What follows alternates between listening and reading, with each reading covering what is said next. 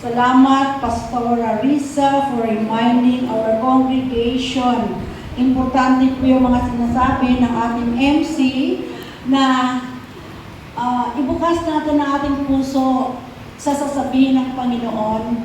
At kung ito man ay pagtutuwid, tanggapin natin ng masaya na tayo ay tinutuwid ng Diyos kasi ang tinutuwid lang niya ay kanyang mga tinuturing na anak. Amen po?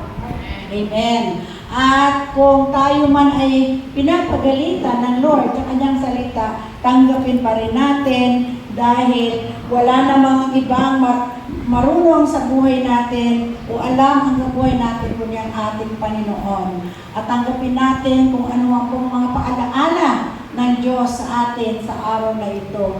At kumusta po ang lahat? Dahil grabe ang pagbugso-bugso ng ulan. No? Ilang araw na to, Friday, Saturday.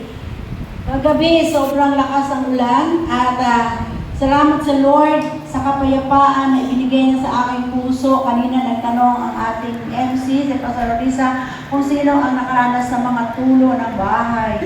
Baha. No? Ang aming kusina ay bumabaha. Dahil ang tulo ng aming bahay, kaliwat kanan. No?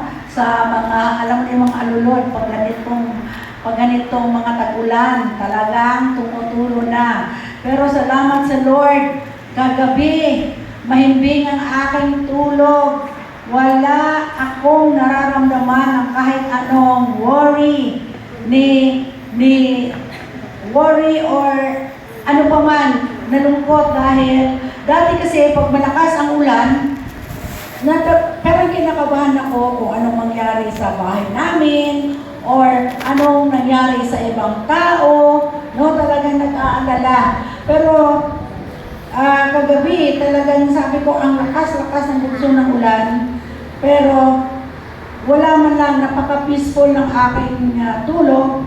Kahit nabasa na yung aming bahay, kaliwat kanan ng aming kusina, I don't care. Kasi ganun talaga tag-ulan eh. Amen? Pero salamat sa Panginoon dahil tayo ay nakarating sa kanyang santuario. Bagamat maraming hindi nakarating, I am praying na talagang kasama natin sila ngayon sa online. No?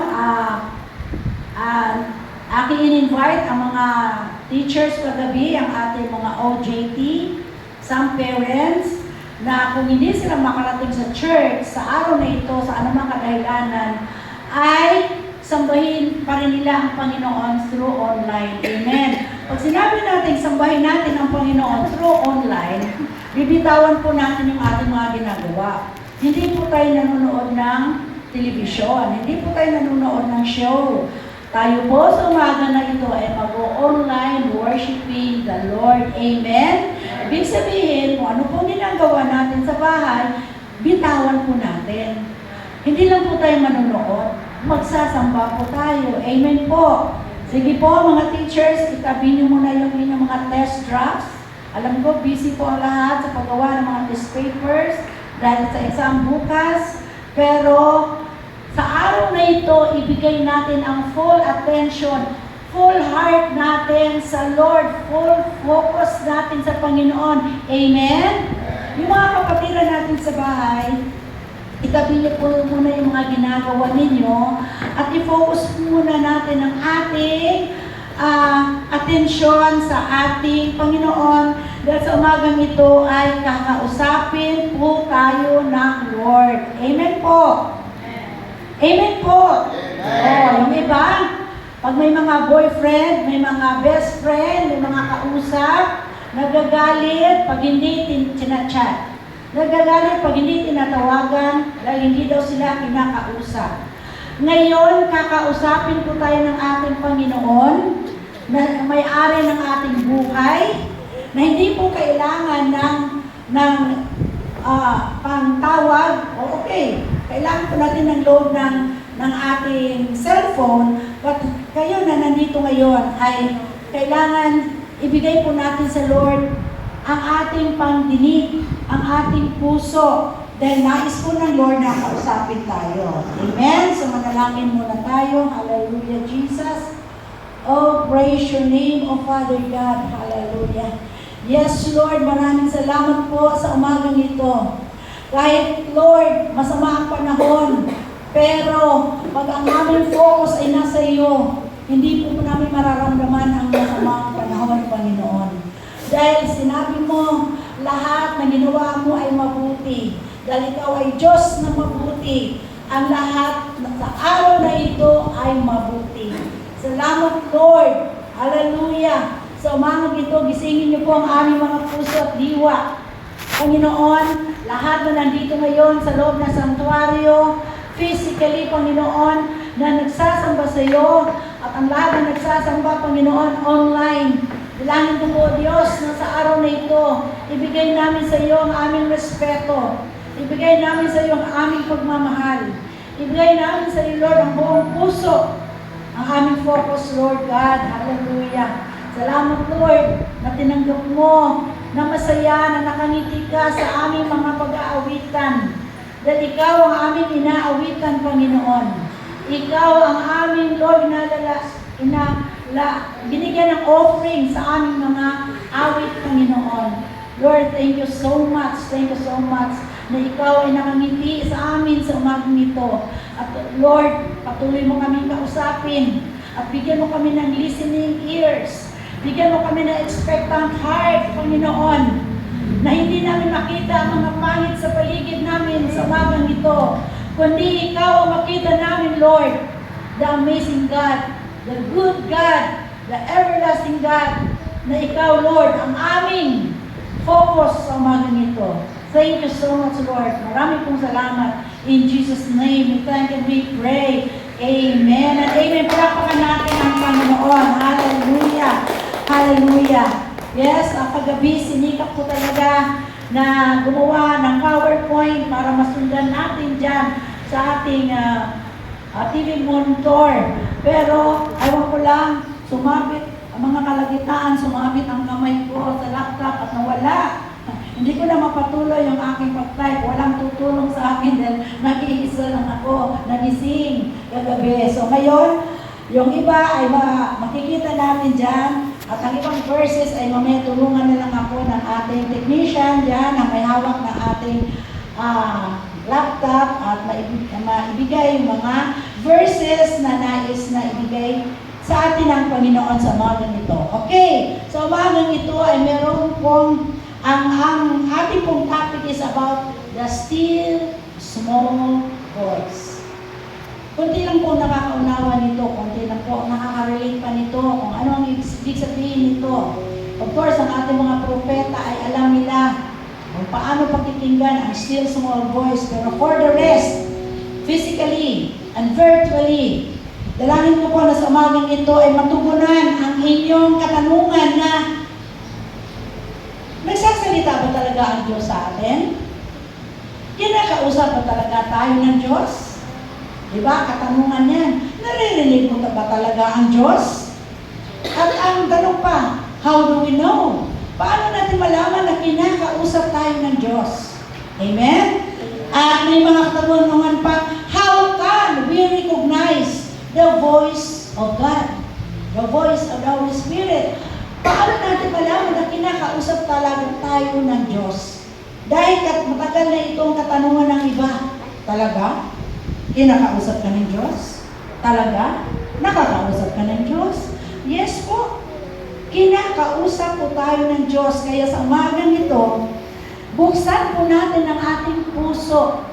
I-align po natin ang ating puso sa pakikinig ng kanyang salita upang malinaw natin siyang marinig. Amen po ba? Amen. Hallelujah! Praise God! Praise God! Dahil sabi dito, the Holy Spirit voice is a trustworthy guide of the leading of the Holy Spirit.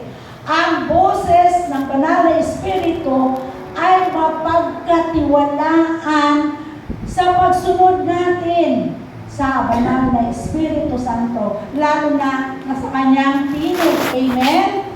And His, and is the surest path of ang boses ng Holy Spirit ay tumpak na katiyakan na marinig natin ang kanyang, makita natin, maramdaman natin ang kanyang power. Ang kanyang power, ang kanyang purpose, at ang kanyang path. Amen. Hallelujah. Thank you. Thank you sa ilaw. Kaya pala hindi ko makita. Dahil wala palang ilaw. Salamat. Si Brian ba yan? Sino ba yan si Brian? Salamat, Brian. No, kaya pala hindi ko makita yung sulat ko. Madilim pala. Thank you so much. Okay.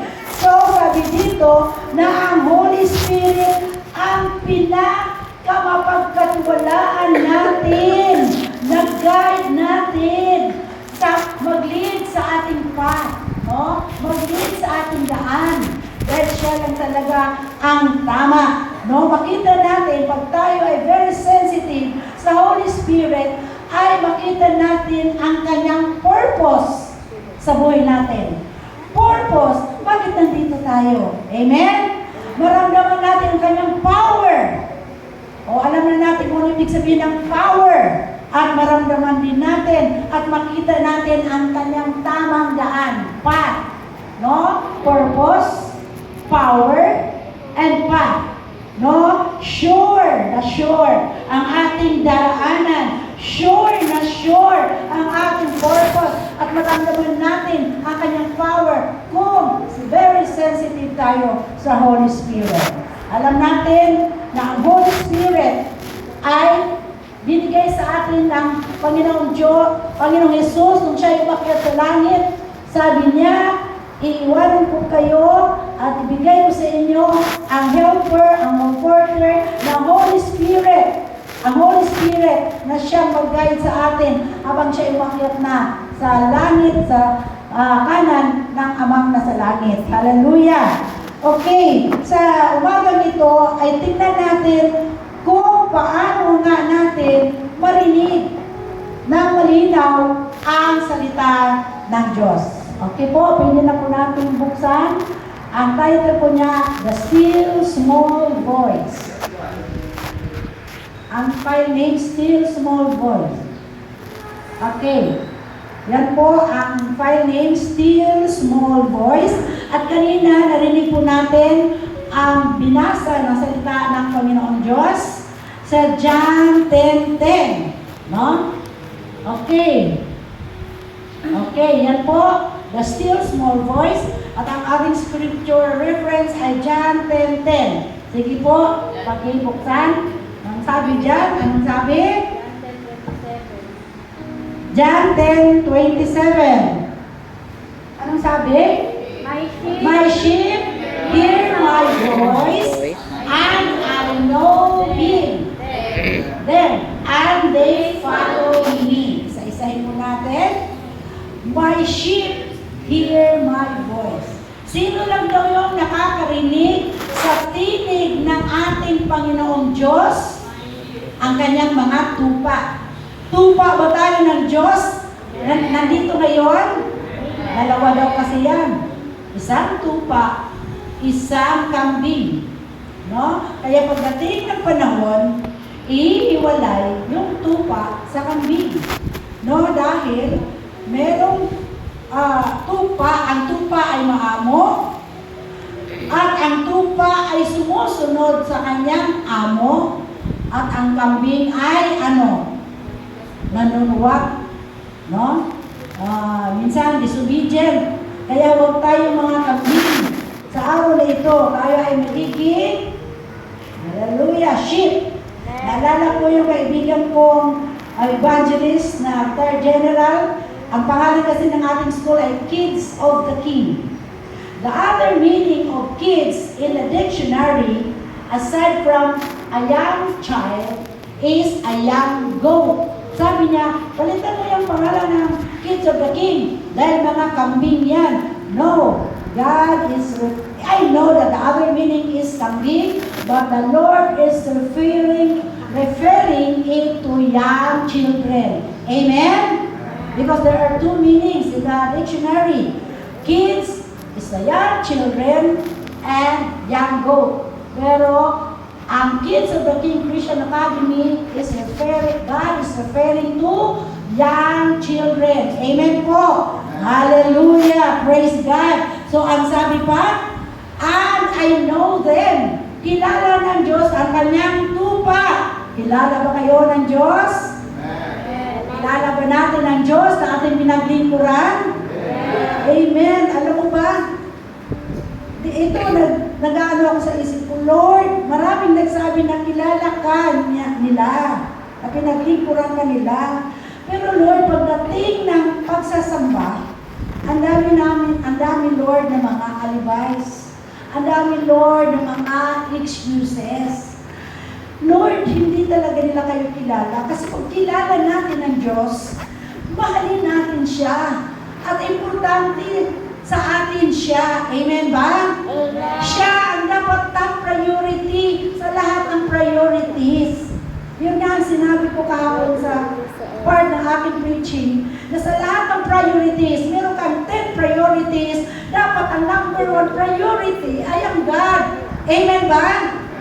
Hallelujah! Kasi kung magdadahilan tayo, ako yung unang magdadahilan. Sasabihin ko, Lord, ang sakit ng binti ko. Sabihin ko, Lord, wala akong tulog kagabi. Sabihin ko, Lord, mahina na ako. Marami akong pinidahilan sa Lord. But I cannot do it because I love the Lord. Amen? Amen. And I want to serve Him while I am alive. Amen. Kasi kailan ba ako maglilingkod pag ako'y patay na? No, we cannot serve the Lord pag nakahiga na tayo sa ating higaan. Amen? Hanggang nakakatayo tayo, hanggang nakakabangon tayo, bangon tayo for the Lord. Palakpakan natin ang Panginoon. Amen? So this is a short of advertisement. Salamat dati. Sobrang naninig kasi itong mga binti ko pag sobrang matagal na akong nakatayo at nanginginig na ako. Pero salamat sa binigay ni Pastor Ben na food supplement. Ewan ko anong pangalan nun. Nagiging very energetic ako at hindi ko nararamdaman ang paninigas ng mga binti ko. At ang naging normal na ang BP ko. Salamat sa Panginoon dahil meron siya mga ginagamit para tayo lumakas. Amen? Hallelujah. Para hindi tayo mag-aalibay, hindi tayo mag-uwit na Lord kasi ganito. Nung wala kayong trabaho, nanghingi kayo ng trabaho sa Lord. Pag binigyan na ng trabaho, hindi na namamaka-church kasi busy, may trabaho. Sana, ipag-pray natin, Lord, kahit may trabaho ako, help me to convince my boss that I will give the Sunday to you. Amen? Amen. At pag tayo naman ay mayroong sasakyan, ibigyan tayo ng Lord ng sasakyan para makarating tayo sa church. Ngayon, wala na tayo ni alibay sa church kasi yung mga walang sasakyan nakakarating na sa church. Amen? Amen ba? Minsan, kinakausap ko ang Lord, Lord, hanggang kailan ako maglalakad? Makarating lang ako sa church kasi bago ako makarating dito sa terminal ng tricycle, maglalakad ako. Bago ako makarating, 32 years na ako, Lord, naglilingkod sa iyo. Naglalakad pa rin ako, Lord, papunta sa tricycle terminal pag hindi ako nadadaanan ng badya. Kailan ako bibigyan, Lord, ng sasakyan? Diba? Sabi ng Lord, antay ka lang dahil ang iyong binti ay pinapatibay ko. Amen? Kasi ito yung problema ko, yung mga binti ko. At hinahako ako pag mataas yung nilalakad ko. Pero gusto ng Lord na makita ng mga tao yung strength na binigay niya sa akin. Sa edad ko na ito, kahit na may sakit ako sa puso, hinihingal ako. But ginagawa ko, umakyat, maglakad, makarating sa church. Kaya hindi ko, huwag nating antayin na talaga humiga tayo sa banig na hindi na talaga tayo makabangon. Dahil hindi na talaga tayo makarating sa church. Habang nakakabangon tayo, bumangon tayo at pumunta tayo sa church. Amen? Hallelujah! At isa sa mga kinausap ng Lord na talagang nakarinig sa Kanya. Why? Makausap lang daw natin, marinig lang daw natin ng Lord Pag kinakausap tayo niya, pag meron tayong expectant heart, pag meron tayong obedient heart, pag yung ating puso naka-align sa kanyang kalooban, pag yung puso natin naka-focus lang sa kanya, hindi sa ating mga sarili, hindi sa mga ating sariling ambisyon, hindi sa mga sarili nating kalooban, maririnig natin ng malinaw ang boses ng Diyos. Amen ba? Amen. Hallelujah. Si Elijah, kinausap ng Lord nang siya'y malungkot na nagtatago sa yungib or cave. Tama ba ang aking Tagalog sa cave? Yungib? Okay, nagtago si Elijah sa cave dahil pinagtaguan niya si Jezebel at siya lungkot na lungkot doon sa cave at ninanasan niya, dinisire niya, no? Kailangan pala nasain natin na marinig ang Holy Spirit kung paano ninanasan natin kumain ng masarap na pagkain, ninasa natin na makapunta sa isang magandang lugar, mas lalo natin nasain na marinig natin ang boses ng banal na Espiritu Santo. Amen? Mas nasain natin na makita natin ang presensya ng Panginoon. Kasi tayo, kahit Christian na, ang dami nating mga ninanasa. Ang dami nating mga desire na mga worldly things. Yes, hindi masama. Pero mas maganda kung at the top of our desire for worldly things ay i-desire natin na makita natin ang presensya ng Lord araw-araw. Amen? Amen? Mas nasain natin na marinig natin ang voice ng God every now and then. Yun sana ang pinaka-top ng ating pagnanasa. Kasi sabi ng Psalms 37 verse 4, delight in the Lord always, and He will give you the desire of your heart. Ibibigay daw ng Lord ang pagnanasa o desire ng ating puso kung patuloy tayong masiyahan sa Kanya. But, be careful of your desire. Yung desire ba natin nakakalugod sa Panginoon? Yung desire ba natin nakafocus sa Lord? Yes, dapat nakafocus sa Lord para i-grant talaga niya. Amen. Yun po ang desire ni Elijah in 1 Kings 19:11-13. Dahil gusto niya marinig ang Panginoon. So, ayan.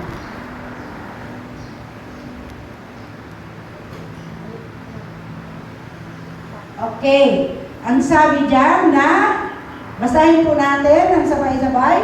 Anong sabi?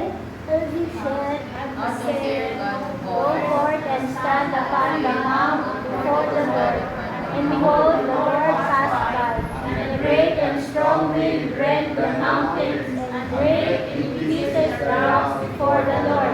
And the Lord was not in the wind. Next. Okay. So, mamaya, may kadugtong pa yan. Anong sabi ng Panginoon na at tumayo siya sa ibabaw ng mountain at dadaan ang Panginoon.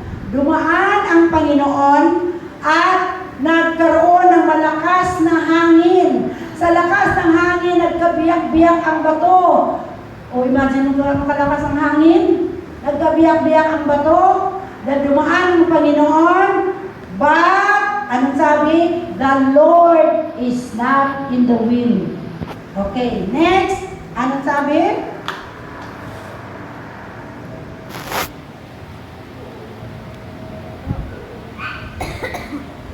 Okay, and after the wind, an earthquake, but the Lord was not in the earthquake. Sandali.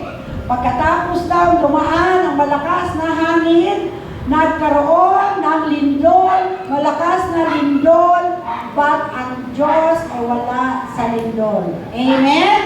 And then, anong sabi? And after the earthquake, the fire. But the Lord was not in the fire. Pagkatapos daw ng earthquake, ay dumating ang apoy, ngunit ang Diyos ay wala sa apoy. Amen? At ang sabi dito, and after the fire, anong meron? A still small voice. Amen?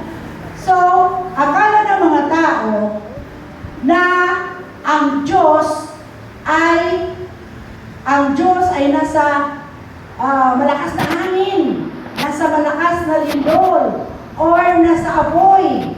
At akala nila ang Diyos ay sumisigaw. Pero, anong sabi? Ang Diyos ay nakikipag-usap kay Elijah with his still, small voice. Mahina. Amen? Mahina lang na boses. Bakit? Diba? Pag tayo ay nakikipag-usap sa best friend natin, kasama natin ang best friend natin, or anak natin, or asawa natin, or sino yung katabi natin, pag kinakausap natin, magsisigawan ba? Na magkatabi lang tayo? Magsisigawan ba? Hindi. Kaya nga, si God, ang Holy Spirit, pag nakikipag-usap sa atin, ay isang gentle voice and distinct. Ang kanyang boses ay gentle and unique. Ibig sabihin ng distinct ay unique. Ang kanyang boses, kung tayo ay hindi naka-in-tune sa kanya, kung hindi tayo naka-align sa kanya, hindi natin siya marinig. Dahil ang kanyang tinig ay very gentle and very distinct. Mahinahon at unique, but very clear. Amen? Amen. Amen. Hallelujah. Kaya, pag sobra tayong busy sa mga bagay sa mundong ito, sobra tayong busy sa ating paligid, at hindi tayo nakafocus sa Panginoon, hindi natin siya maririnig. Amen po.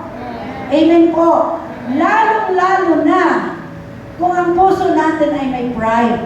Sasabihin ng puso natin, mas magaling pa naman ako sa preacher na yan. Mas magaling pa naman ako sa pastor na yan. Mas malagaling pa naman ako sa leader na yan. Eh, gagamitin yung pastor na yun ng Lord. Eh, hindi ka naniniwala. Hindi ka nakikinig because of your pride. Hindi mo talaga marinig ang Panginoon. Amen? Amen? Dahil ang gusto mong marinig ay iyong gustong marinig. Meron po, pag nagsalita ang pastor na mag-i-strike, kaya nga laging pinapaalala ng ating MC kung paano natin tanggapin ang salita ng Diyos, kasi marami pong nawawala sa church na pag natamaan po sila sa salita ng Diyos, ang pinagbibintangan ng pastor. Hindi na babalik, hindi na mag-church, dahil pinapatamaan ng pastor. Patawarin niyo po kami, hindi po kami nagpapatama. Dahil hindi naman namin alam kung ano ang nasa isip niyo, ano ang nasa puso niyo. Pero, the Word of God is active. Amen? The Word of God is alive. Amen? Pag ayaw mo makinig sa boses ng Panginoon through the preacher, you are arrogant. You are prideful.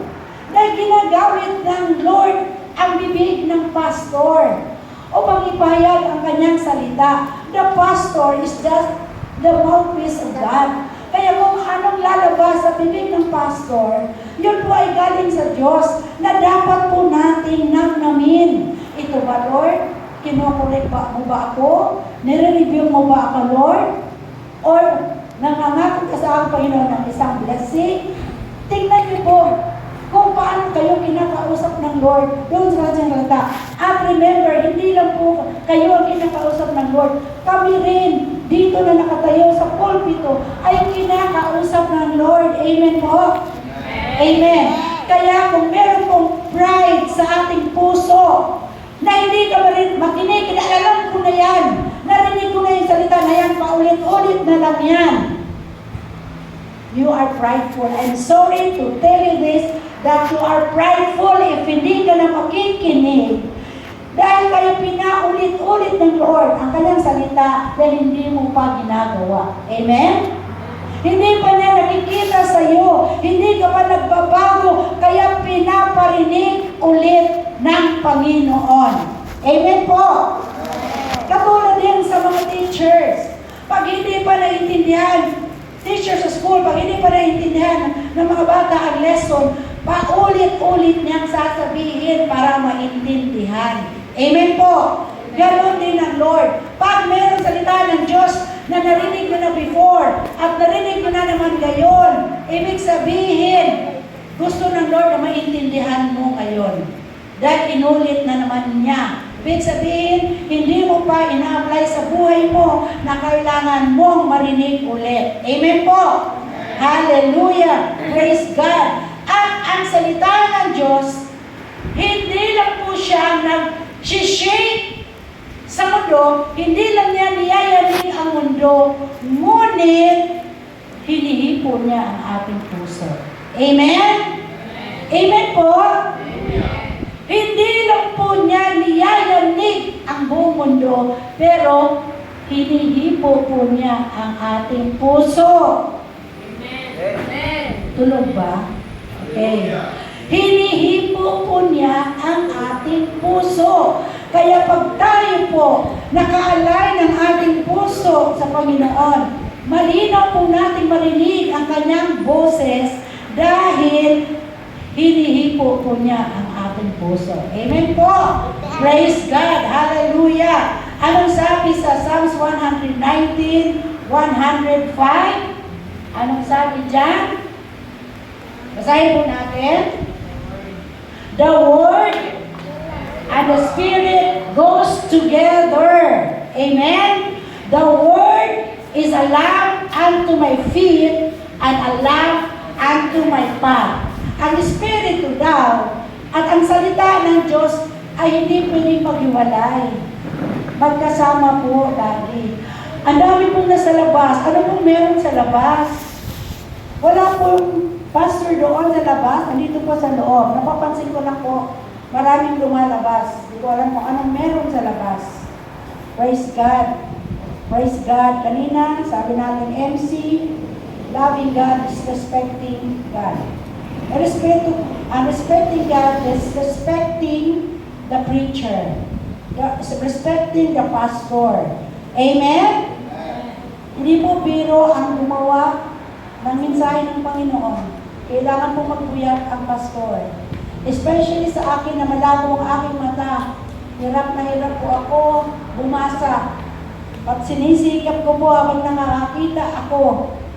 Dahil gagawin ko po yung pinapagawa ng Panginoon. Sana mag-cooperate ang lahat ng anak ng Diyos dito sa loob ng sanctuaryo. Iwasan na po natin ang labas-pasok sa panahon ng ating preaching. Amen. Hallelujah. At sinabi doon na the Spirit illuminates the path. Ang banal na Espiritu ay nagbibigay liwanag sa daan. Amen? Hallelujah! At ang salita ng Diyos, the Word of God confirms the voice.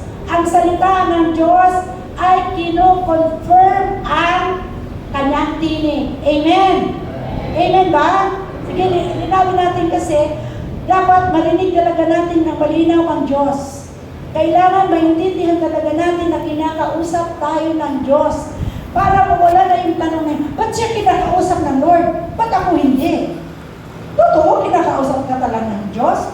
Ba't ako hindi ko alam? Ngayon po, pinapaalam ng Diyos na hindi po niya pinipili ang kanyang kakausapin. Amen? Kakausapin po tayong lahat. Lahat na gusto makinig sa Kanya.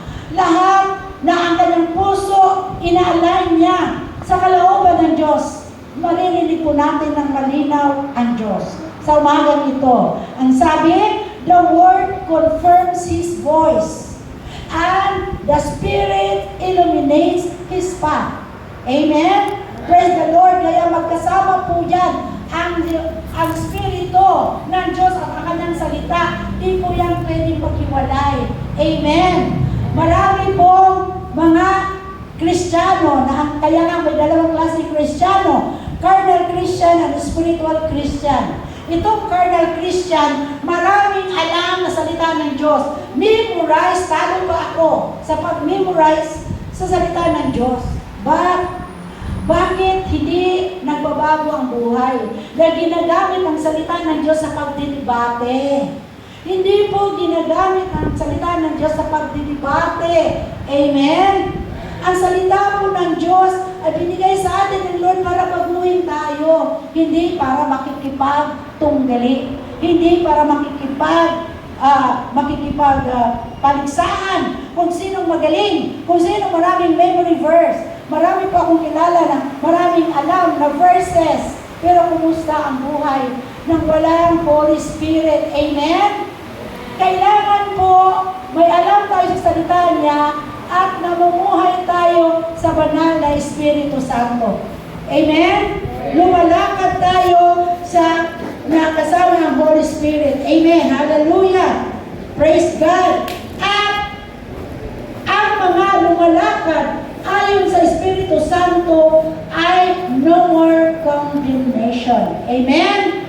But there is conviction. Ano ang kaibahan ng condemnation? Ang conviction.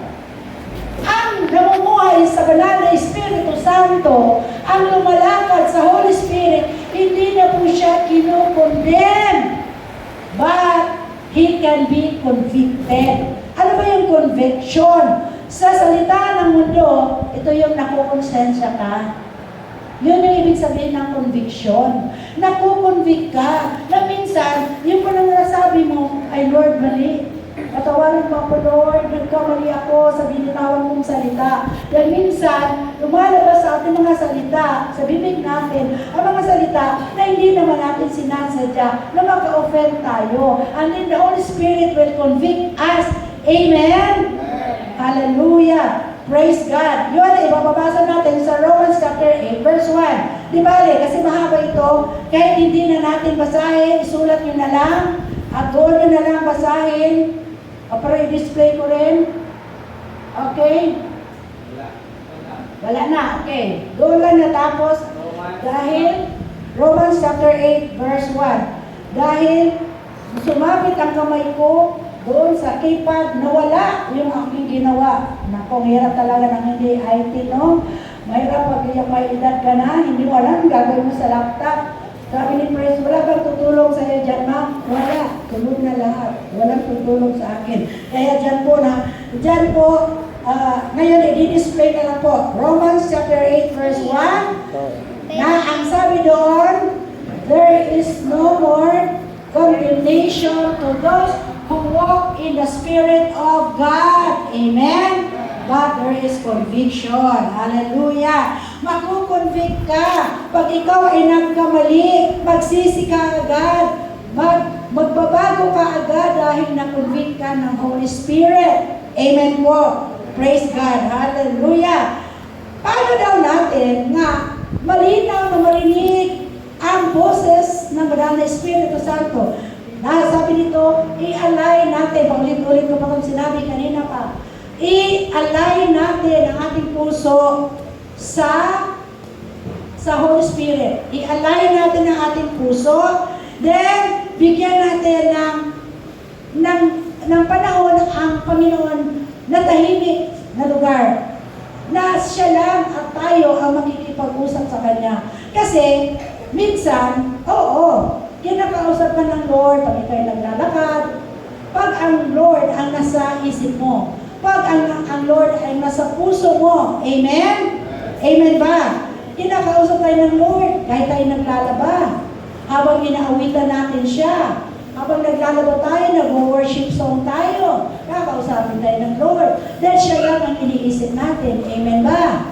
Pero, pag nag-iisip tayo ng kung ano-ano mga bagay sa mundong ito, hindi natin malinaw na marinig ang boses ng Panginoon. Okay? Sino pa po ang mga halimbawa sa Bible na malinaw na nakarinig ng boses ng Panginoon. At bakit niya ito malinaw na narinig? Dahil ang isang dahilan para malinaw nating marinig ang boses ng Panginoon ay meron tayong availability to listen to Him. Amen? Kasi pag hindi ka available na pakinggan ng Holy Spirit, ay hindi talaga natin siya marinig dahil hindi ka naman available na makinig eh. Amen po? Availability. Ang sabi dito sa 1 Samuel, paki-display po, 1 Samuel chapter 3, verse 9 to 10. 1 Samuel chapter 3, verse 9 to 10. Anong sabi dyan? 1 Samuel chapter 3, verse 9 to 10. Therefore, Eli said unto Samuel, Go, lie down, and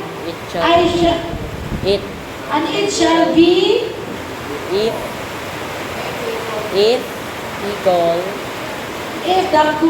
if I call thee, that thou shalt say, Speak, Lord, for thy servant heareth. So Samuel when lay down and, sige, paki-direction po. And the Lord came and stand and called. us at the name, Pakibasa niyo po ng malakas. Sige, pakibasa. And the Lord came and stood and called us at other times, Samuel, Samuel. Then Samuel answered, Speak, for thy servant heareth. Amen. Alam niyo, si Samuel, very expectant. Meron sa expectant heart. Nakausapin siya ng Lord. Bata pa siya. Kaya, akala niya, nung una, may tumawag sa kanya. Nung una na tinawag siya ng Lord, akala niya si Eli ang tumawag. Kaya lumapit siya kay Eli. Ang sabi ni Eli, hindi kita tinawag. And then, bumalik siya sa kanya higaan. At tinawag na naman yung pangalan niya. Sabi niya, Yes, you called me. Sabi ni Eli, hindi kita tinawag. At the third time, doon na nalaman ni Samuel na ang Diyos mismo ang tumawag sa kanya. Amen? At ang sabi ni Eli sa kanya, na pag narinig mo ang boses ng Panginoon, sasabihin mo, Yes, Lord. Speak to me, Lord. Amen? Na kailangan magkaroon tayo ng availability. Si Samuel, nagkaroon siya ng availability to listen to God's voice. At meron siyang expectant heart na kakausapin siya ng Diyos. Kaya nga, kahit nung dalawang beses na tinawag ang pangalan niya, akala niya ang Diyos nang tumawag sa si Eli ang tumawag sa kanya. Sabi ni Eli, hindi ako yon. Pero sa pangatlong beses, malinaw na sinabi ni Eli na ang Diyos ang tumawag sa iyo. Pag tinawag ka ulit, sabihin mo, Speak to your servant, Lord. Ibig sabihin, He is expectant to listen to God's voice. Amen? Ganun po yun. Kailangan, pag-expect tayo, Yes, Lord, kausapin niyo po ako, Lord. Makikinig po ako, Lord. Ganun sinabi ni Samuel. Sige, Lord, magsalita po kayo, Lord. At makikinig po ako, Lord. Kasi, minsan po, pag meron tayong selfish motives, meron tayong self-centeredness, meron tayong rebellious heart, ayaw talaga natin makinig sa Lord. Kasi lalo na kung nasasabihin ng Lord, hindi favorable sa iyo, ayaw natin makinig sa Lord. Kaya nga, sasabihin natin, ay hindi ko naman alam, kinakausap pala ako, Lord. Kinakausap na po tayo ng Lord, pero ayaw lang natin makinig. Amen po? Kaya, para malinaw natin, marinig ang salita ng Diyos, ang mensahe ng Lord sa atin, sasabihin natin, Yes, Lord. Speak, Lord, and I will listen, Lord. Amen? Yun ang sinabi ni Samuel. Kaya, malinaw na narinig ni Samuel ang boses ng Panginoon. Hallelujah! Praise God! Samuel's heart is positioned to hear God's word. Yung kanyang puso, nakaposisyon na para pakinggan ang boses ng Panginoon. Kaso lang minsan, nagsasalita na ang Diyos, hindi pa rin natin narinig, then ayaw natin makinig. Bakit? Dahil masakit yung sasabihin ng Lord. Dahil yung sasabihin ng Lord sa atin hindi natin gusto. Dahil may sarili tayong gusto. Dahil ayaw natin magpatuwid sa Lord. Kaya ayaw natin makinig sa Lord. Amen? Praise God. Hallelujah. Hindi po ako nagagalit, pero gusto ko lang pong diinan. Dahil gusto ng Lord na maintindihan natin sa umagang ito na gusto niya tayo makausap lahat. Amen po? Virtually and physically. Gusto tayo makausap ng Lord. Meron siyang magandang sasabihin sa atin. Ngayon, binigyan tayo ng Lord ng free will. Okay. Pag tinanggap natin ang kanyang salita at hindi mo ito gusto, nasa iyo kung sumunod ka o hindi. Pero sigurado ang salita ng Diyos, there is curse in disobedience. Amen? And there is always blessings in obedience according to Deuteronomy chapter 28. Dahil karanasan ko po ito. Matagal na ang panahon, 30 years ago, kinausap ako ng Lord. Malinaw ang mensahe ng Lord. But sabi ko, ayaw ko Lord sa sinabi mo. Nagtago ako. Nagpakalayo-layo ako. Ayaw kong pakinggan ang sinasabi ng Lord at ayaw ko palang magpatuwid. Dahil pala yung gusto ng Lord, hindi ko gusto. Yung gusto ko naman, hindi gusto ng Lord. Kaya hindi kami yung puso ko hindi naka-align sa Kanya. Kaya nagiging rebelde tayo minsan. Kaya minsan tumatalikod tayo sa Diyos dahil ayaw talaga natin pakinggan siya kahit na nangungusap na siya sa atin. Amen? But the Lord is good. Binigyan tayo ng free will. O ito ang gusto ko sa iyo, anak. Nasa iyo kung sumunod ka sa akin o hindi. Pero pag hindi ka sumunod sa akin, mapapahamak ka. Mapapariwara ka. Masusumpa kita. Pero pag sumunod ka sa mga sinasabi ko, anak, sabi ng Panginoon, pagpalain kita. Pagpalain na higit sa iyong inaasahan. Amen? O palagpakan mo ang Diyos kung natuwa kayo sa Kanya. Amen ba? Yung lang gagawin natin, kung natuwa tayo sa sinabi ng Diyos, palagpakan natin. Hindi yung, ano pa tayo, no? Pag natuwa tayo sa sinabi ng Diyos, ay palakpakan natin ang Panginoon. Anong sabi dito? Na sabi natin, huwag tayo manangan sa sarili nating kaalaman. Proverbs chapter 3, verse 5 to 6. Huwag tayong manangan sa sarili nating kaalaman or sarili nating kagustuhan. Trust in the Lord with all your heart. Trust in the Lord with all your heart. Wala kang ititira. Magtiwala ka sa Panginoon ng buong puso dahil ang Diyos ay mas matalino kaysa atin. Amen? Magtiwala tayo sa Lord higit sa atin dahil created lang tayo ng Diyos. Ginawa lang tayo ng Panginoon. Wala naman tayo sa bundok ito kung hindi tayo galing sa Diyos. Kaya bakit ka magtiwala sa sarili mo? Dapat sa Diyos tayo matitiwala. Amen ba? Amen. Trust in the Lord with all your heart and lean not in your own understanding. Huwag tayong manangan sa sarili nating kaunawaan. Minsan masyado tayo matalino. Minsan masyado tayong nagdunong-dunungan. Na minsan sasabihin natin mas marunong pa tayo sa Diyos. No! Mayabang tayo pag ganyan ang ating ugali.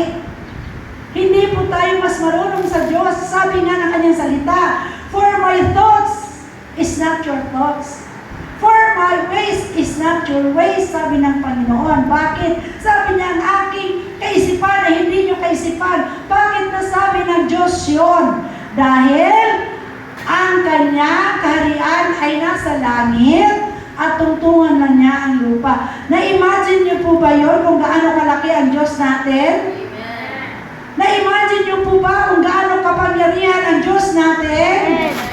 Na-imagine niyo po ba kung gaano dapat siya nating katakutan? Hallelujah! Praise God! Jesus, hallelujah! Na huwag tayo magdunong-dunungan dahil hindi tayo mas marunong kaysa Diyos. Wala tayong iba ipagmalaki sa Panginoon. Hindi tayo marunong. Wala tayong alam. Amen? Kaya nga, humingi tayo ng wisdom eh. Lord, give me wisdom kasi wala talaga tayong alam. Oo, matalino ka, first honor ka sa klase mo. Or word reader ka, but that is not enough. That is in the Word. Amen? Hanggang sa mundo lang yung talino mo. Ang Diyos ang marunong. Ang Diyos nakakaalam kung ano mangyari sa hinaharap. Ang Diyos nakakaalam kung kailan ka mamamatay. Ang Diyos nakakaalam kung anong dahilan sa iyong ikamamatay. Amen? Naisip ko bigla. Yung aking pong kaibigan ko siya may-ari ng St. Teres Learning Center. Namatay po siya ng isang araw. Nalungkot po ako dahil sa lahat ng private school owners dito sa Antipolo City, siya po pinakamalapit sa puso ko kasi dinadamayan po niya, kinakampen niya ang Kids of the King. Pag ito'y pinipintasan ng mga tao, kinakampihan niya. Pero yung ibang mga schools, sinisiraan nila ang Kids of the King, pero siya pinagtatanggol niya. Kaya mamimiss ko siya. Kasi pumupunta siya dito, dati nung dito pa ang school. At sabi ko, bigla ko naisip, hala, unti-unti nang namatay ang mga kaedad ko, Lord. Panginoon, huwag ko naman akong kunin pa. Bigla ko naisip. Pero Lord, pagkukunin mo na ako, sasabihin ko kay Precious sa aking mga anak, dito ako iburol sa church. Amen? At ilagay sa aking kataol yung picture ko as a teacher and as a pastor. Dalawang picture. Naglagan si Precious kung nagaganyan ako. Sumama ko nung pinagsasabi. Sabi niya, kailan ko yung sasabihin pag namatay na ako? Kung masabi yun. Amen ba? Praise God. Hallelujah. Hindi, naisip ko lang yun.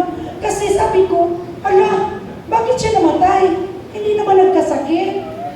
Anong nangyari? Bakit sabi ko, Lord, bigla lang?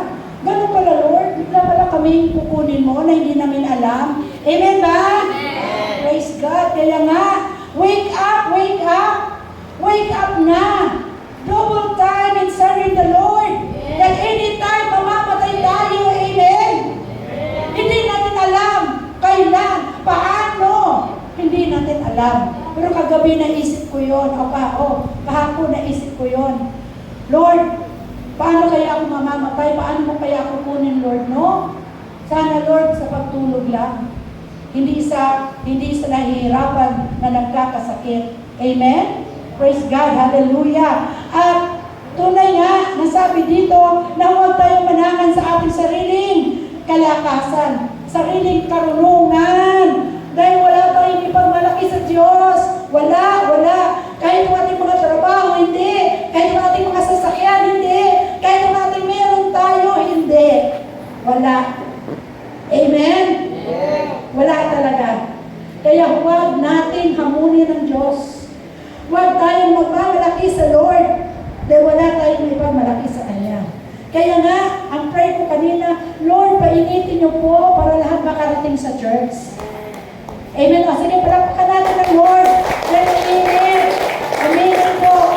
Pero Lord, marami pa rin hindi nakarating. Sana ka, Lord, ang mga hindi nakarating ay kasama namin ngayon sa live stream. Amen?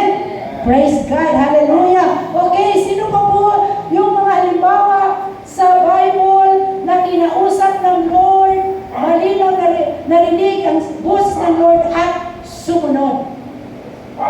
Dahil hindi lang po pakikinig.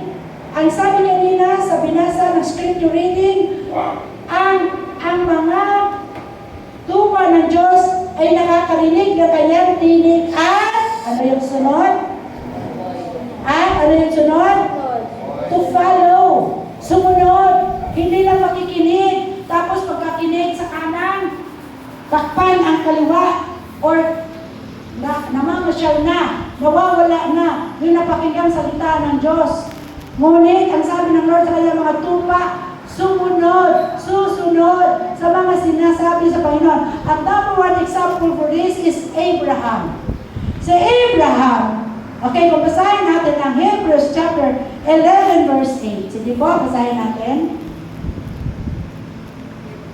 Basahin niyo po ng malakas, please. By faith, Abraham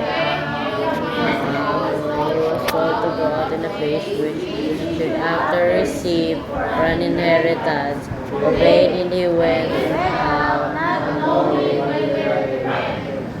Amen. Malinaw na malinaw sa inyong pagbasa. Kayo maganda pala na kayo magbabasa. Alam niyo ba, sa teacher, sinasabi naman sa estudyante na malakas niyo basahin. Kailangan malakas sa inyong pagbabasa para maintindihan niyo ang inyong binabasa. Yun ang tinuturo namin sa classroom. Kasi ang silent reading, makakatulog ka. Pag ang oral reading na malakas, maiintindihan ng reader ang kanyang binabasa. Kaya alam ko na intindihan po natin ang ating binasa kasi kayo mismo ang nagbasa. Ano daw? Inutusan si Abraham ng Diyos na pumunta sa isang lugar. Go to that place. Si Abraham, walang patumpik-tumpik, sumunod agad. Hindi niya alam kung saan talaga siya pupunta. Hindi niya inantay ang full detail. Amen? Sumunod siya agad without complaining. Amen? Tayo ba? Pag inutusan tayo ng Diyos, ganito. Jefferson, ganito. Ba't ako ganito? Ba't ako Lord? Ba't hindi siya Lord? Diba? Kasi minsan tayo ganun eh. Pag kinausap tayo ng Lord, why me Lord? Meron namang iba Lord. Diba? Pero sa Abraham, nung kinausap siya ng Lord na go siya without expecting or without having the full detail. Hindi niya alam ang kumpleto niyang gagawin. Hindi niya alam ang gagawin. Ako pa nga, nung tinawag ako ng Lord dito sa Antipolo 1993, nag-complain pa nga ako noon. Ang sabi ko, nung sinabi ng Lord, go to Antipolo City. Sabi ko, ay naku naman Lord, wala naman akong kilala doon. Bakit naman doon ako papupuntahin? Ba't hindi na lang sa Mindanao? Bakit po ang Mindanao ang pinili ko? Kasi doon po ako nahuli ng Lord. Doon po ako na-arrest ng Lord sa Mindanao. Kaya gusto ko, doon ako sa Mindanao gagamitin. But sabi ng Lord, no, I will use you in Antipolo. Go to Antipolo. Nag-complain pa ako. Sabi ko, Lord, saan ako pupunta doon, Lord? Galit nga yung mga auntie ko doon. Paano nila ako tanggapin doon? Anong sabi ng Lord? At wala akong kakilala doon, Lord. Walang tutulong sa akin doon, Lord. Sabi ng Lord, I, the Lord who called you, will equip you. Amen ba? I, the Lord who called you, will equip you. Amen? Huwag natin pag tinawag tayo ng Lord, huwag tayo sabihin, bakit ako, Lord? Hindi naman ako pastor, Lord. Hindi naman ako ganito, Lord. Ba't ako, Lord? Huwag na po. Kasi sabi ng Lord, siya na tumawag sa atin, siya ang mag-equip. Ano ba yung equip sa Tagalog? Siya ang Sige, welcome, Mister. Ano ba equip ng Tagalog? Siya ang maghanda sa atin. Siya ang magturo sa atin. Amen? Kung anong gagawin. Amen po? Dahil nung pumunta ako dito sa Antipolo City, hindi ko alam anong gagawin ko dito. Wala akong alam. Dito lang po, tinuro ng Lord lahat. Amen po? Ganon din si Abraham. Sino pa ang kinausap ng Lord na nakinig at sumunod? Nakinig at sumunod. Amen? Sige, basahin natin ang Matthew chapter 14 verse 29. Sige po, basahin po natin Matthew 14 verse 29. Come of the ship. He walked on the water to go to Jesus. Amen. Just a single word. Nag-iisang salita ang sinabi ng Panginoon kay Peter. Ano yun? Sige nga, kung nagbasa na talaga kayo. Come. Ha? Come. Very good. Come. Just a single word. Sinabi niya kay Peter. Come. Yun lang. Sumunod ba si Peter? Yes. Sumunod ba si Peter? Yes. Amen! Isang salita lang si Peter sa Panginoon. Just a single word. Come. Tayo. Nako. Ilang beses? Sis, punta ka naman sa church. Sis, punta ka naman. Atin ka naman na ganito. Atin ka naman ng ganyan. Punta ka ng ganun. Ang daming beses, 10 beses. Hindi pa rin tayo sumusunod. Masakit po ba? Masakit po ba? Amen. Masakit po ba? Amen. O hindi po ako nagagalit, nire-remind mo lang. Si Peter po, tinawag ng Diyos, isang salita lang, sumunod agad. Sabi ni Lord kay Peter, Peter, come.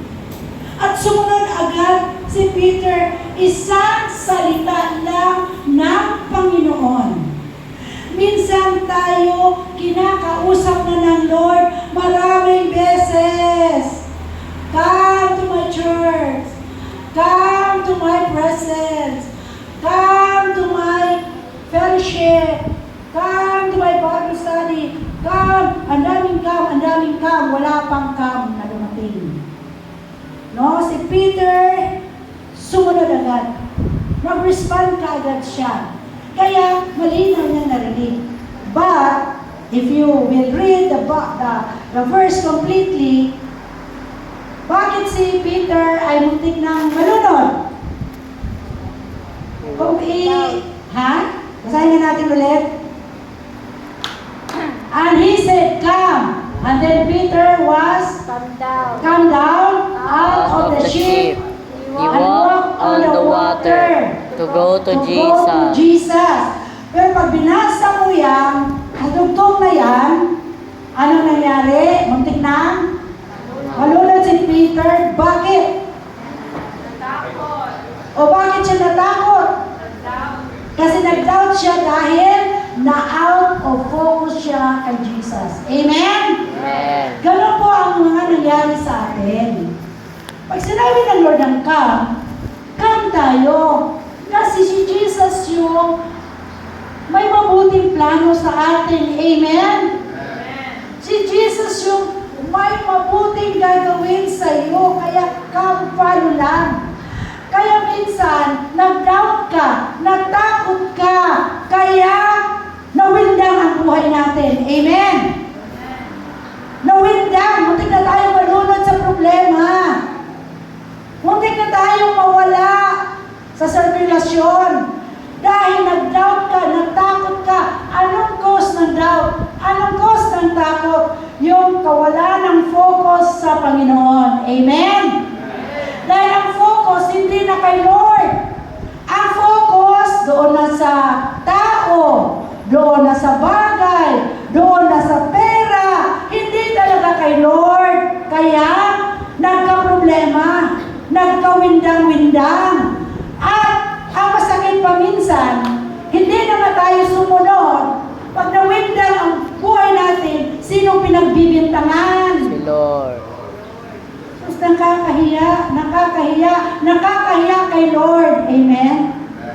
Bakit natin pagbibintangan ang Lord? Ang sabi nga niya, for I know the plans I have for you.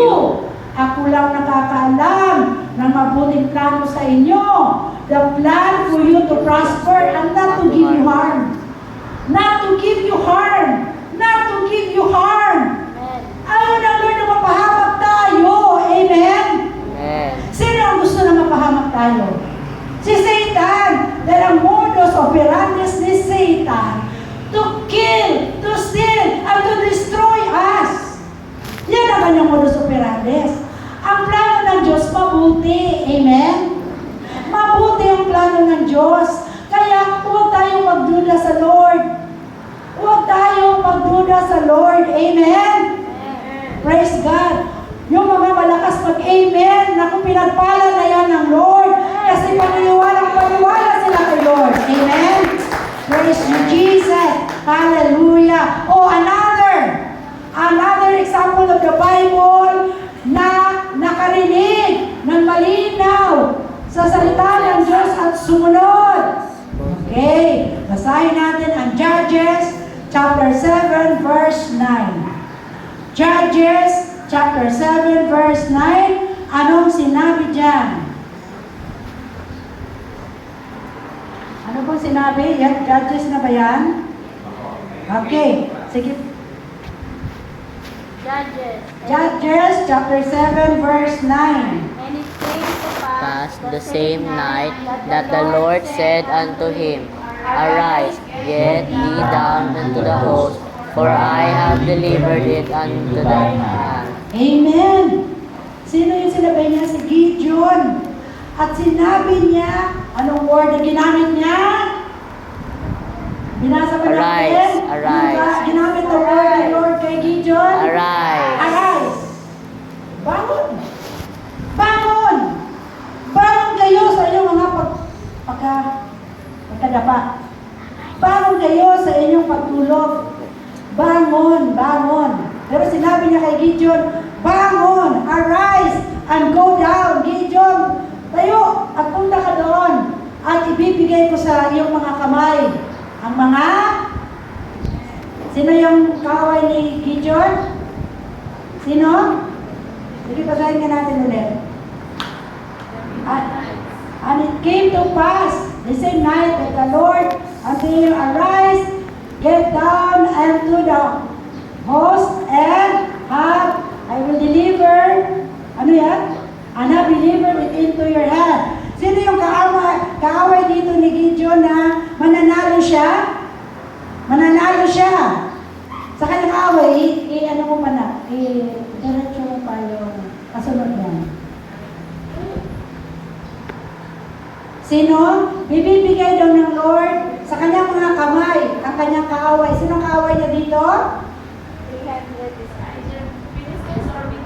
Okay, Midianites. Amen? So, ang kanyang mga sundalo ay binawasan pa nga ng Lord ng 300. Pero nanalo pa rin siya dahil ito ay commandment ng God. Amen? Ito ay utos ng Diyos. Sabi ng Lord, regardless kung ilan lang ang sundalo mo, basta ipapanalo mo, papanalunin kita doon sa kaaway mo dahil sinabi ko yun, sabi ng Panginoon. Amen? Amen ba? Yes, paborito ko itong si Gideon dahil isa to, nakaka-relate ako sa kanya. Dahil nung tinawag ako ng Lord dito sa Antipolo Hills, sinabi ko sa Lord, sinabi ng Lord na I am the one who called you and equip you, kahit babae ka, tinawag kita, sabi ng Lord. Kasi, nung pagpasok ko dito, sabi ng mga lalaki na dinatan ko dito sa Antipolo City na may church, sabi nila, ay hindi yan magtagal, si Big Nine. Kasi babae lang yan. Hindi pwedeng babae ang leader. Hindi pwedeng babae ang pastor. Hindi yan magtatagal. Pero salamat sa Lord, dumating ang 7 years. Sabi ko, Lord, salamat po Lord, inabot ko ang 7 years. Dumating ang 14 years, sabi ko, Lord, salamat Lord, dinoble mo. Naging 14 years, nandito pa rin ako Lord sa Antipolo Hills. At dumating ang 21 years, sabi ko, salamat Lord, dahil tinirifli mo, na pinatunayan mo, na tinawag mo ako Lord God, at 21 years na ako dito. At buhay pa po ako, 32 years na po ngayon. Salamat sa Lord. Palakpakan natin ang Panginoon. Amen? Ibig sabihin, ayoko pong magduda kasi tumawag sa akin na yung Panginoon. Ang sabi ng Lord, kahit babae ka lang, patutunayan ko sa kanila na tinawag kita. Amen? I will equip you. I will help you. I will support you. Amen. Yun ang sinabi niya kay Gideon. Basta sumunod ka lang. Pumunta ka lang. Dahil ako nagputo sa iyo at ipapanalo mo ang mga Midianites dahil sinabi ng Lord. Sumunod. Nakinig at sumunod si Gideon. Amen. Hallelujah. Ano ang dahilan kung bakit sumunod si Peter? Bakit sumunod si Abraham? Bakit sumunod si Gideon? Anong dahilan?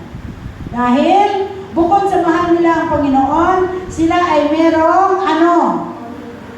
Meron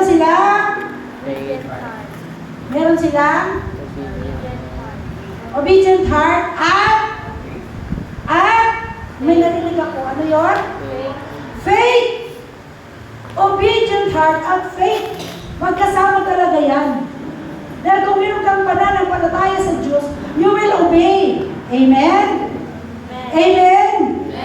Amen. At sinabi dito na walk not by, anong sabi dito? Walk, basahin natin ang 2 Corinthians 5:7 muna.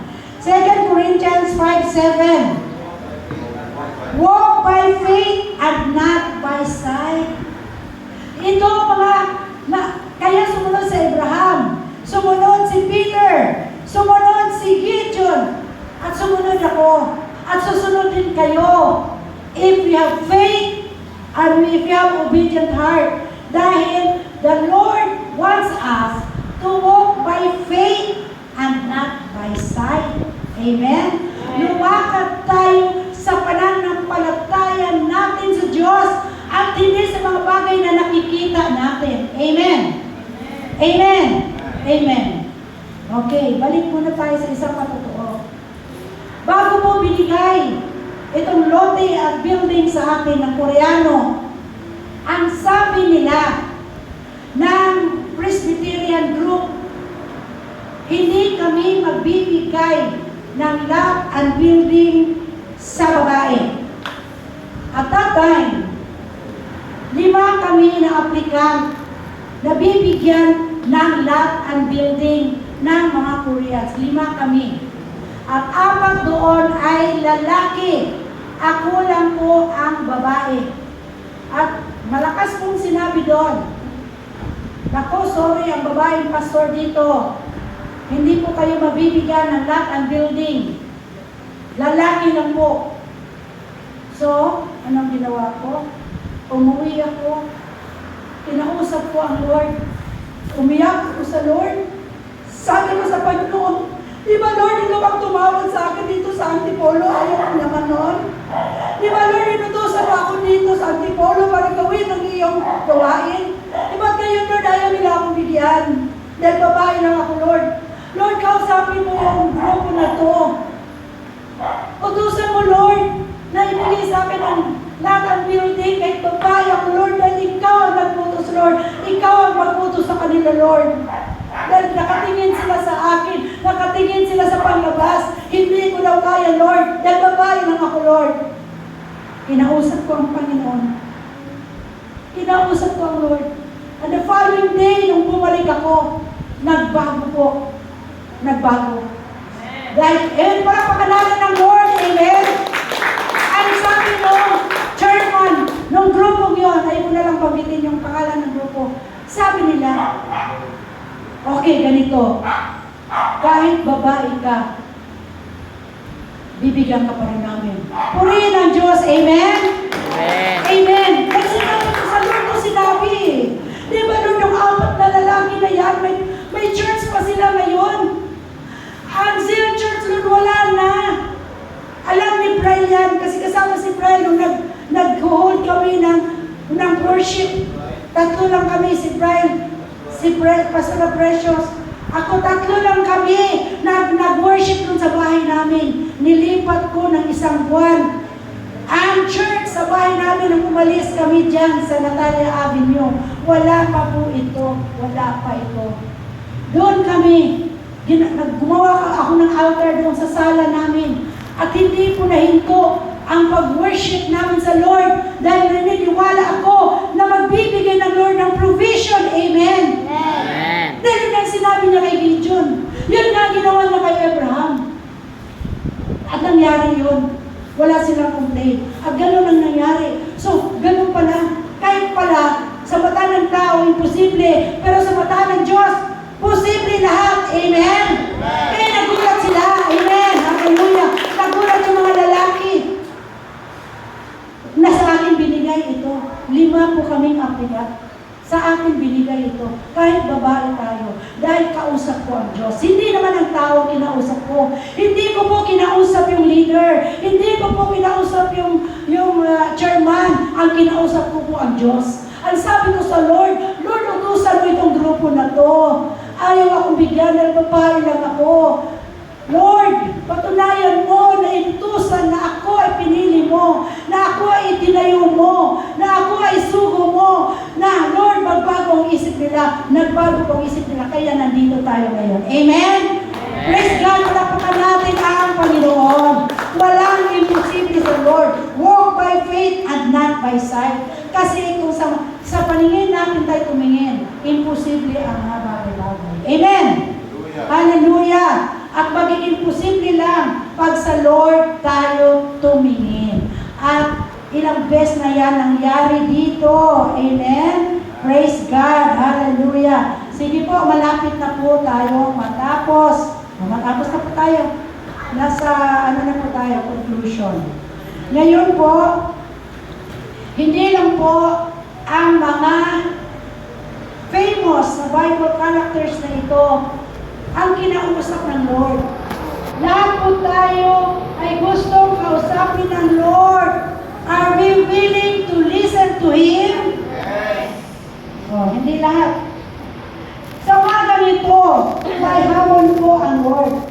Hindi lang po si Abraham ang kinausap niya. Hindi lang po si Peter ang kausapin niya. Hindi lang po si Gideon. Hindi lang si Elijah ang kakausapin niya.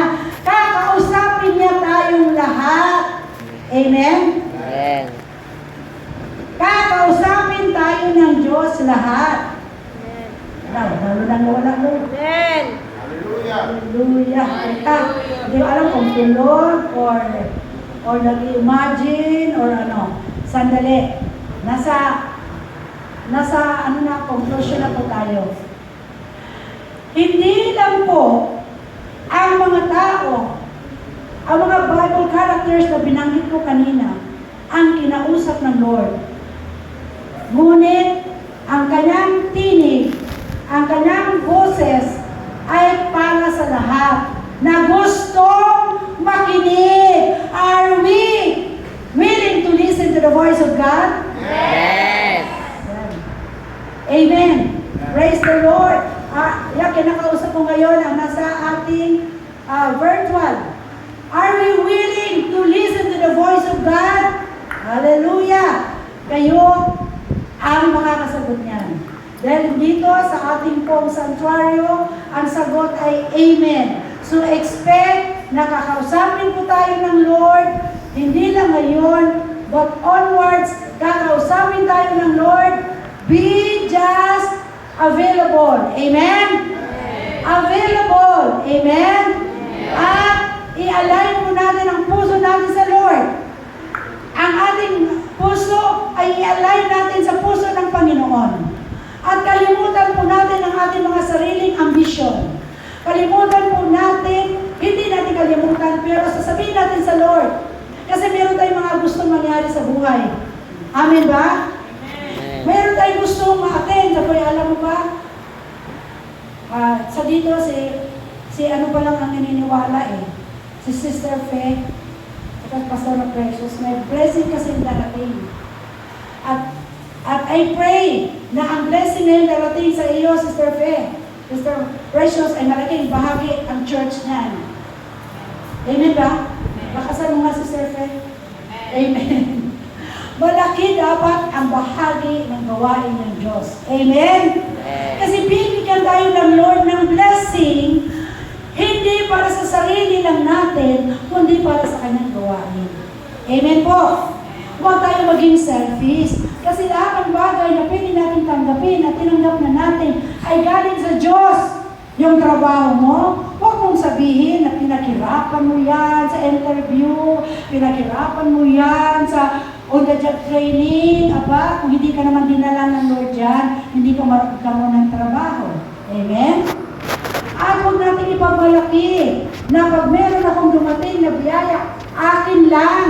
Kasi ako lang naman ang naghirap nito. Huwag po, kasi ang buhay natin ay galing sa Diyos. Amen?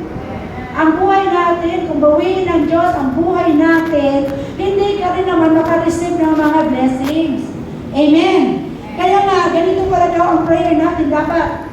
Lord, reveal to me your plans. Mali yung sabihin natin, Lord, bless my plans. Mali. Dapat pala, Lord, reveal your plans to my life. Dapat pala, ang plano ng Diyos ang mangyari sa buhay natin, hindi yung plano natin. Amen ba? Amen. Amen ba? Amen. Oo, kasi ang plano natin pumapalpak. Dahil sa bilang tao, hindi natin alam na minsan naliligaw na tayo ng landas. Alam mo sa social media ngayon, maraming mangluloko. Amen? Maraming matamis na salita. Kaya huwag mag-ingat po kayo. Kasi meron sa social media ngayon, about God ang sinasabi. About God, all about God, all about God. So one time, in-accept ko, nag-amen ako. Nag-amen ako kasi about God eh. If you believe God, with ganito, say amen. Amen din ako. Pag say amen po, lumabas ngayon yung word na mamimili ako, yes or no. Eh nung una, kasi ngayon marunong na ako, hindi na ako nagtabuhay. Nag-yes ako. Pag yes, biglang lumabas itong pangalan ng American woman. Nung lumabas ito, ang sabi niya sa akin, ito, baka kayo mabiktima rin. Sabi niya, do you believe that God will bless you? Yes, of course, sabi ko. Sino bang ayaw pagpalain ng Lord? Yes, of course, sabi ko sa kanya. Then sabi niya, expect God will bless you, sabi niya. Then, sabi ko, who are you? Are you a born again? Kasi nabasa ko, pang born again eh. Are you a born again? Ang sagot niya, malayo. Ang sagot niya, hindi niya sinagot na, yes, I am a born again. Ang sabi niya, I am a child of God. O di, paniwala naman ako. The child of God siya. Ang kasunod. Ito na ang kasunod. Sabi niya, do you believe that you will receive 5 million? I will, the Phoenix, ano niyo yung Phoenix? The Phoenix will send you 5 million. Sabi ko sa kanya, why they will send me 5 million? They don't know me. No? Why they will send me 5 million? Because the Lord will bless you. Sabi niya. Kaya si Satan nagtatago bilang anghel. Amen? There are 3 personalities of Satan. Satan is like a roaring lion minsan. Satan is like a snake minsan na mabait, tahimik. Walang kabog-kabog, mamaya tuklaw ka na. Number 3, Satan will, anong isa niyang disguise? Like an angel of light. Amen? Yun ang pagbantayan natin. Yung isang personality ni Satan, nagkukunyari na angel of light at maniniwala ka dahil alam din niya ang salita ng Diyos. Di ba alam niya ang salita ng Diyos? Di ba kinakausap niya ang Diyos? At panaog na siya eh. So, dito sa church, tapos sa langit, sasabihin niya sa Lord, alam mo yung anak mo doon na isa sa church, hindi nakikinig, natutulog. Yun ba, pagpapalain mo, natutulog? Yung isa doon, kunyari nakikinig, ang layo naman ang iniisip. Hindi naman sa'yo, Lord. No? At yung iba doon, wala pakialam, basta nakaupo lang. Sana hindi kayo yun. Amen? Amen? Yun, alam yun. Alam ni Satan yun. Sinusumbungan niya. Dati si Job Nako, ayan, saan ka galing? Sabi ni Lord, saan ka galing, Satan? Doon, paroot pa rito. Roaming around.